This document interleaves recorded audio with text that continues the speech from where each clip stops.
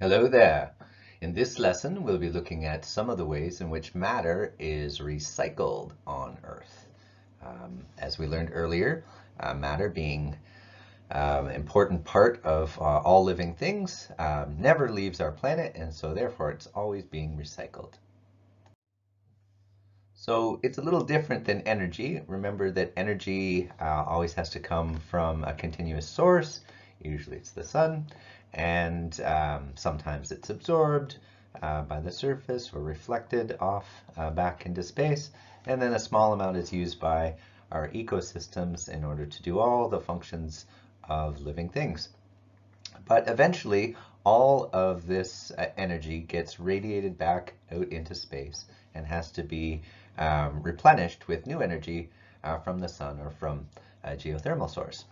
So there's this linear property to energy where it's constantly coming from a source and then eventually ending out in space. Matter is a little bit different. With matter, it never leaves our planet. It's always here. So the matter stays in on our planet, of course, and goes through what you call a biogeochemical cycle. And that just means it is sometimes found in living things, that's the bio part, and sometimes found in non-living parts of our Earth, and that's the geo part. So it goes back and forth between abiotic, which would be the geo part of the geochemical cycle, and biotic, which are the living parts. So we're going to look at a few of these substances that are cycled, but every component of every living thing is being recycled all the time. We're going to look at water and carbon in this lesson, and then in a later lesson we're going to look at nitrogen. But other elements like sulfur and oxygen and phosphorus and all the minerals that make up every living things, those are all being recycled as well in a similar pattern, where sometimes they're in an abiotic state and other times they're part of a living thing. So the biotic part of the water cycle, which is what we're going to start with, is where you find water in all living things. And of course, every living thing is made of cells, and cells are mostly filled with water, right? The cytoplasm that makes up all cells is like 90-some% water.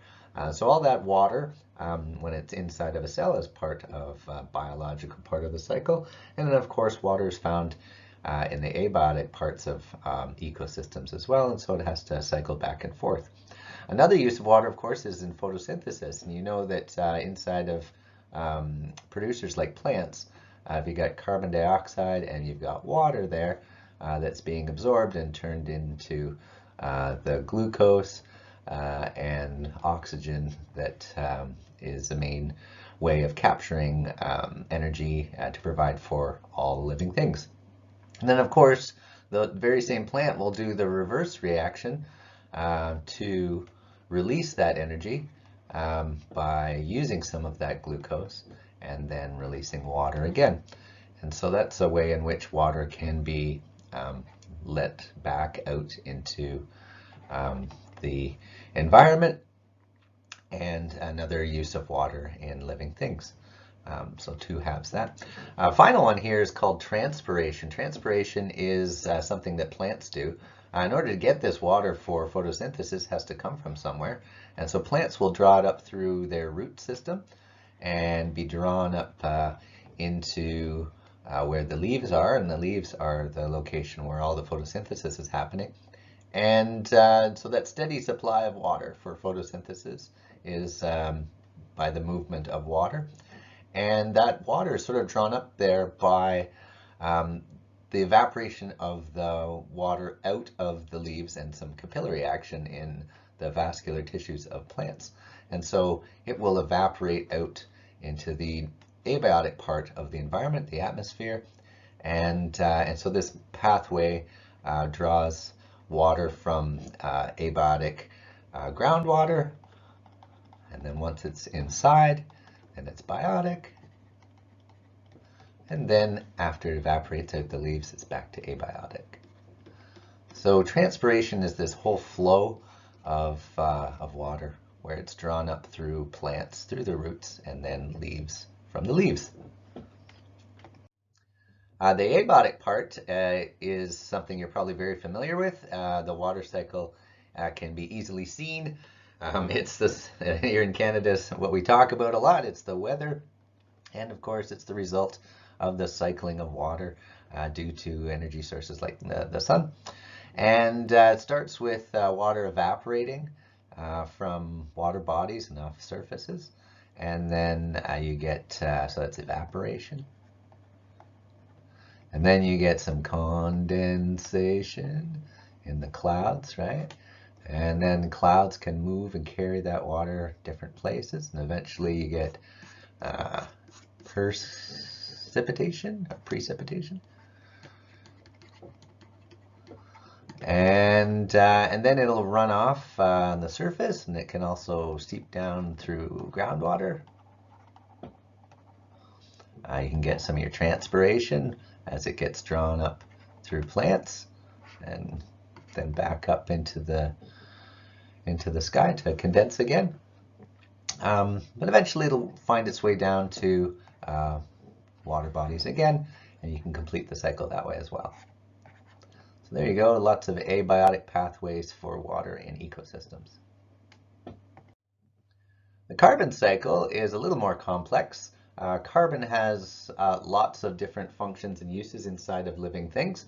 You know about one for sure, glucose definitely has carbon in it. There's 6 of them in that molecule. And we know that glucose is used for an energy source for most living things.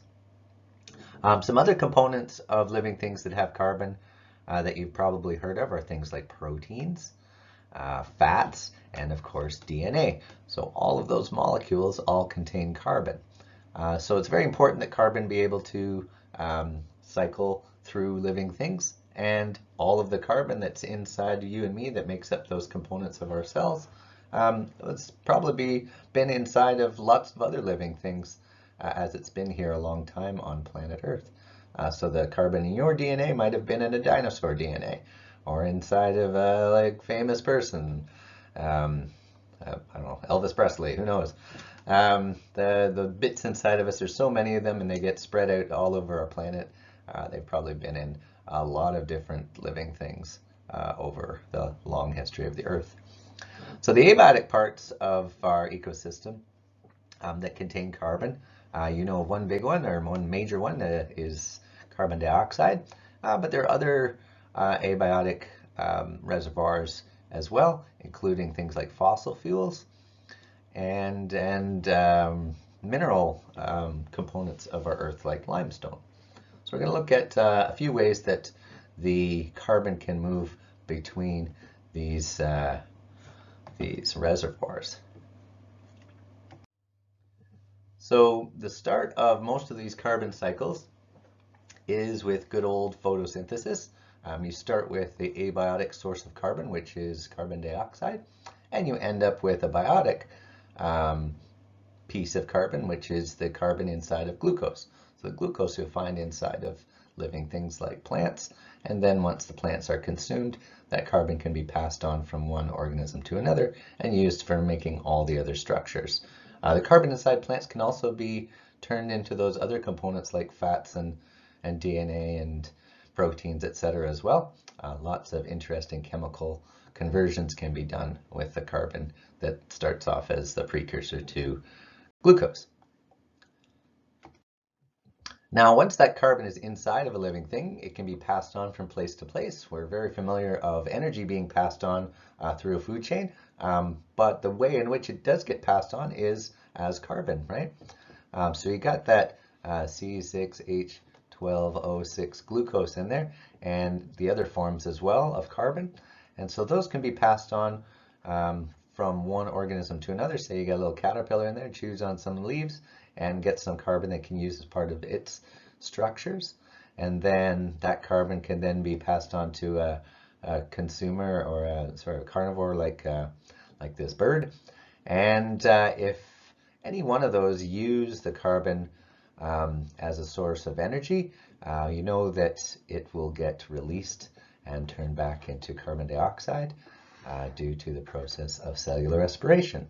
And so you have yourself quick carbon cycle where the carbon is converted into glucose and other carbon compounds by the plant and then gets passed through a food chain, eventually released through the process of cellular respiration.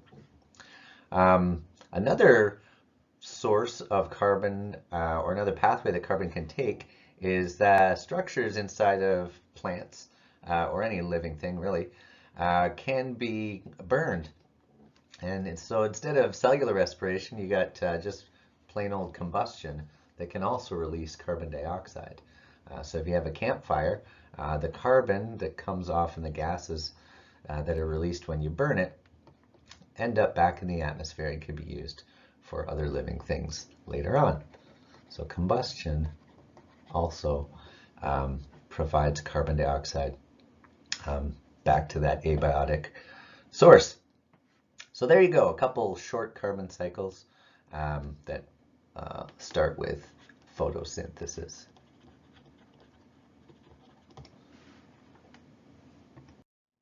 Okay, a longer carbon cycle that also starts with photosynthesis is what happened when ancient algae,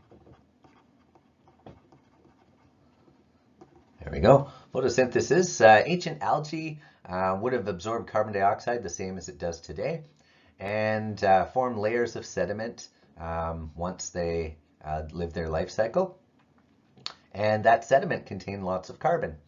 And the carbon in that sediment, depending on the source, whether it was algae or plant matter or where it was found, could turn into any one of these fossil fuel types.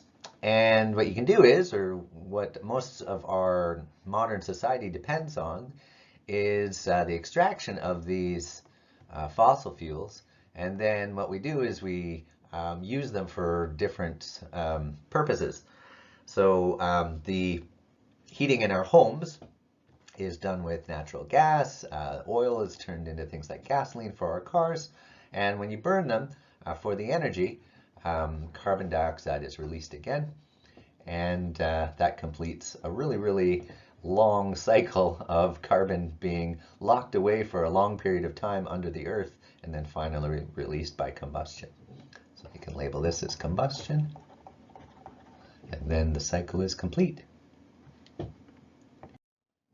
Okay, our final carbon cycle is going to also start with carbon dioxide from the atmosphere.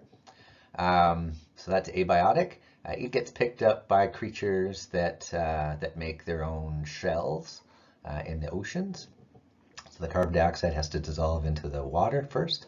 And then creatures that make shells as part of their anatomy.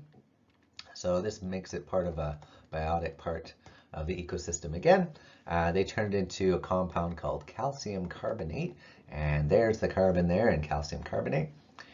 And so it's not released from that state very easily.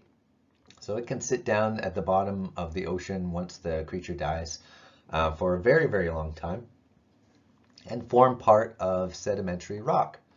This sedimentary rock can be in the form of limestone or chalk or marble, and it'll all contain some calcium carbonate that came from those sea creatures long ago.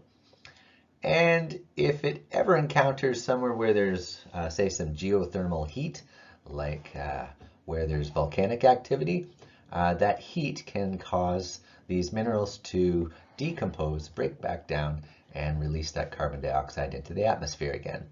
So another carbon cycle. It was part of the living thing for a while and then spent a lot of its time as sedimentary rock under the earth. All right, hope you learned a little bit about geochemical cycles here and biogeochemical cycles, and we'll see you next time.